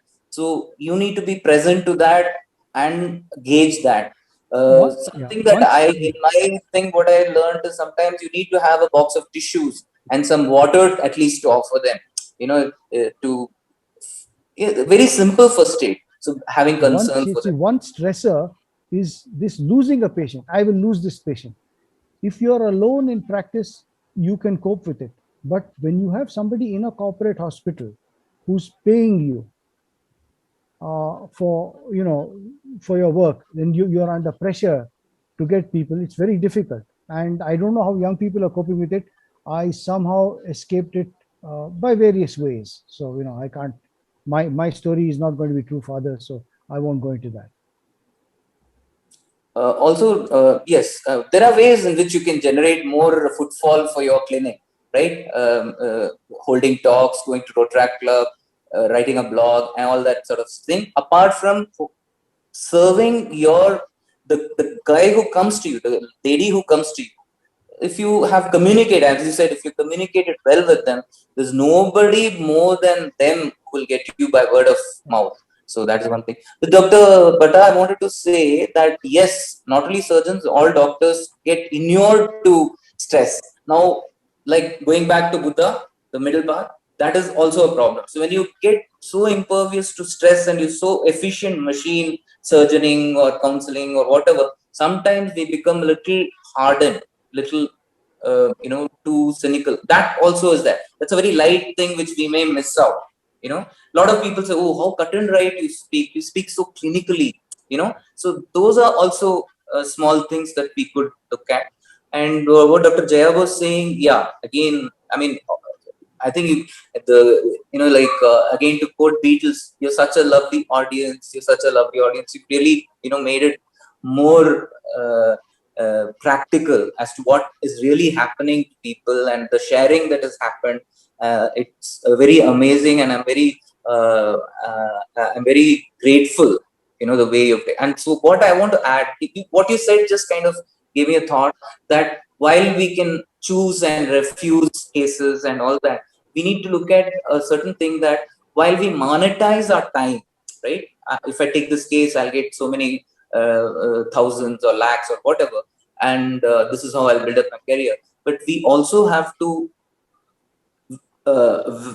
kind of add, calculate the value of non-monetary things that can happen.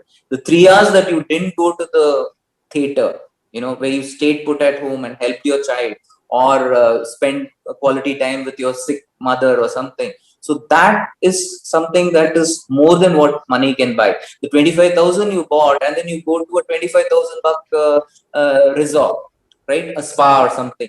So, but if you were able to balance it in a better way, we don't have to spend quite so much on a spa or a resort or a vacation and coming back. In fact, like Dr.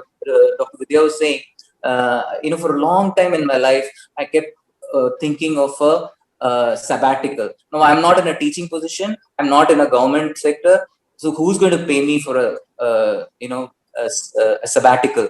So I said, okay, that's one of those dreams that will never happen. But like she said, like so many others said, the pandemic kind of gave us a sabbatical of sorts. Yes, we were not paid for that, but still, we could do quality things and get involved in so many other things. So for me, it became a staycation sabbatical. So how you can make good use of time and all this kind of thing. Yes, the other doctor was saying that it cut down on his commute. Yes, it does. But also, I find that when talking like this, I mean, the initial thing when you were sort of, I won't say haranguing, but sort of, no, you better stay here, there. I mean, I would just interact, right, in a normal situation. I would just throw my hand and do whatever. But I had to be into this frame, and I had to this thing. So even with working with clients, I find, yes, the commute and all that is gone, and it's that waiting period, all that is gone, and there you're on and you're on and do the work. But getting through to them, because when you're in a consultation room, even as a psychiatrist, though we don't touch, unlike I'm sure an anesthetist or a surgeon can never practice work from home or long distance or something, unless it's just getting consent or something. Everything you have to palpate, you have to auscultate, you have to do everything. But even for a psychiatrist, I find that being in front of the patient, actually the client, the family, getting that energy, that vibration, the kind of environment that is building up, the kind of everything context and how you use it is different. Here you just practically see the face and a little bit of this something behind, the wall or some painting or photo frame or something a little. So there are these things, but we need to make up peace with all this. So being present to becoming too inured to stress is also there, right? You may become too hard and too cynical. You may lose the creative thing. You're doing it, but in a very matter of fact way. So sometimes you need to. So it's not an easy thing, which is why when Dr. Vidya said banish burnout, I said no, burnout keeps coming and it keeps going. You have to keep igniting and reigniting and keep the flame, going and keep bringing it back. So it's something like the seasons or the year, just goes on. But only thing is, I think a vacation is good, but the vacation is not everything, because from the vacation you're coming back to the same situation. Then again you're getting stressed. So if you can, like all these books, the self-improvement books promise, right, to have a job where you're just feeding ducks, that's your job. So whatever you're doing, if it's as fun as feeding ducks, so how do we make it like that? At least to some extent. Yes, I agree with Nala that that little bit of an adrenaline is important for us to buck up and do the job properly. But it's also taking a toll on us. So how do we make the job more fun? And this whole thing about ikigai, what gets you out of the bed? So on Monday, do you feel like, hey, I want to get back to the job, but at the same time, it should not be that, oh God, weekend, I'll have to be at home and be so boring. Like my doctor said, if there's no job tomorrow, if I can't practice tomorrow, I don't know what happened to him now this 1 year. I mean, he would, I'm sure, God bless him, he must be doing well. But that attitude. So a lot of time it's the inner attitude that matters, I think, wherever you are, government service, private service, surgeon, physician, even other jobs. I think if we can get that basic thing, that's, I think, important. And if we can not always keep on monetizing our time, but look at how we can add value to the time with non-monetary pursuits also, and get it that this is as good as that 25 grand that I've got or something. That helps. Of course, we know how much we need to make for our primary target, bank balance, or for our basic living. Dr. Shastri, if you could wind up, I think we have. Let me just get my clock to wind it up. Well, what can I say? It's been a very interesting session. And the only thing I can say is, most of us speak about burnout and stress after having done many decades of work. And this is something that younger students need to know. And I don't know how we're going to get through to young doctors or to people who are medical students to tell them that here you're getting into a profession where you've got another 35, 40 years ahead, and a lot of things happen in 35, 40. It's very strange that I think I must have been around 25 or something, or 25, 28, I don't remember. Dr. Smile was 40 and we were having a party. And then, Dr. Smile looked at me with his smile and said, Inara, you think I'm older? I said, yes, sir, you're old. And he was 40. So, you're not old at 40. You're really, so this is something that young people don't realize. So it's okay to, to look forward to life, but also, you need to warn younger people of the pitfalls of burnout and how right from the beginning to make time for yourself. And, there's that very nice story about the man who filled up. I won't take much of your time. You've probably all heard it about the man who had an empty jar, glass jar. He filled it with sand and asked if it's full. And they said it's full. And it was. He couldn't put more rocks and stuff in it. But later on, what he did was he emptied the whole jar. He started putting big rocks in it and filled it. And then people said it was full. Then he started putting little pebbles to fill up the spaces.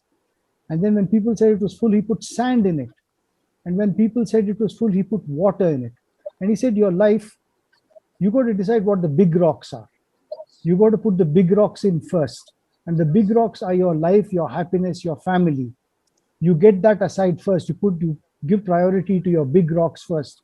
And the other things about I want to make more money, I want to become famous, comes later. That's all I'd like to say. Thank you very much. Thank you everyone for joining, and thank you, Anbu, for doing a completely offbeat session and getting everyone who logged in involved.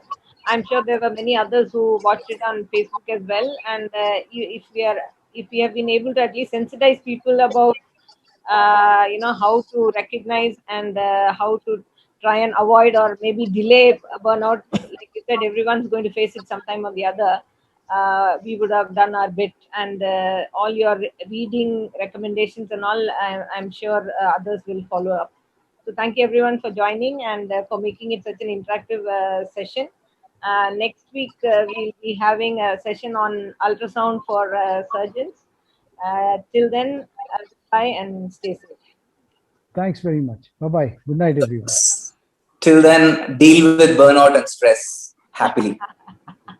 But I do want to say that if we can all create this team time, every one of us work with teams.